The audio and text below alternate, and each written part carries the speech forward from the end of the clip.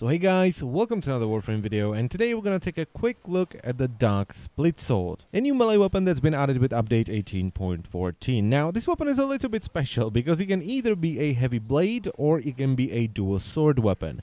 And I'm pretty sure I know what you're thinking right now. Oh my god, that's amazing! Yeah, not really, because it doesn't work like that. It works like this.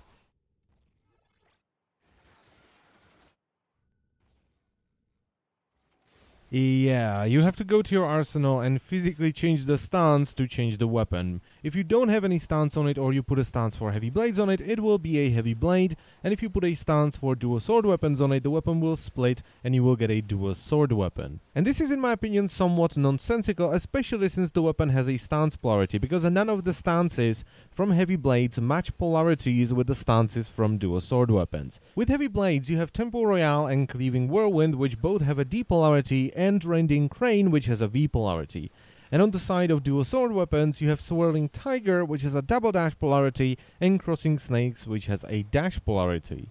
Meaning that if you want to change it from a dual sword weapon into a heavy blade, you don't have a stance that would match the polarity.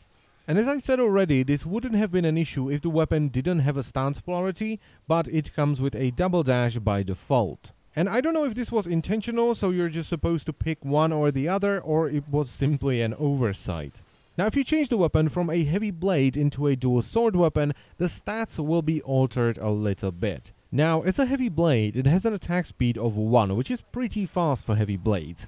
And it does 80 radiation damage with normal attacks and 160 radiation damage with slam, slide, and wall attacks. The critical strike chance will be 10% with a 200% multiplier, and the status chance will be 20%. But when you equip it with a dual sword stance, the critical strike chance will go from 10% down to only 5%, the leap attack damage will go from 160 down to 130, the status chance will go from 20% down to 15%, and the damage will go from 80 down to 65. Now, the spin attack will go from 160 up to 390, and wall attack will go from 160 to 260.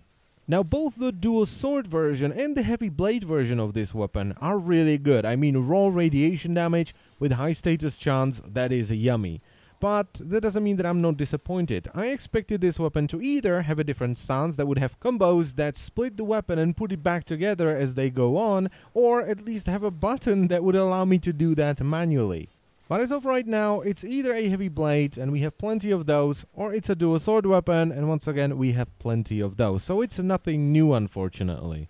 Although that's not quite true. It's a status-based weapon that can run 3 elemental combos, and that's pretty good. If you want to, you can run Radiation, Corrosive, and Blast, which is actually pretty damn powerful.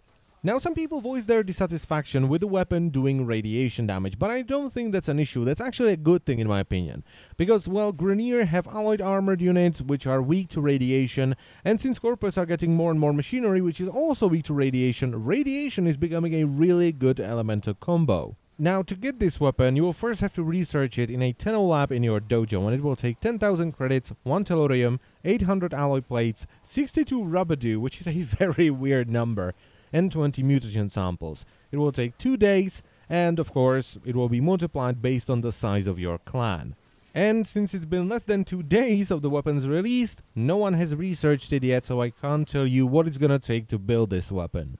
But I'm gonna have a wild guess and say that it's probably gonna require Dark Sword and Dark Dagger. So overall, both versions of this weapon are pretty damn good, but unfortunately, they're nothing to write home about. We've seen weapons like this before, and we will see them again. And that's it for the video, so I thank you very much for watching, as always, and I will see you next time.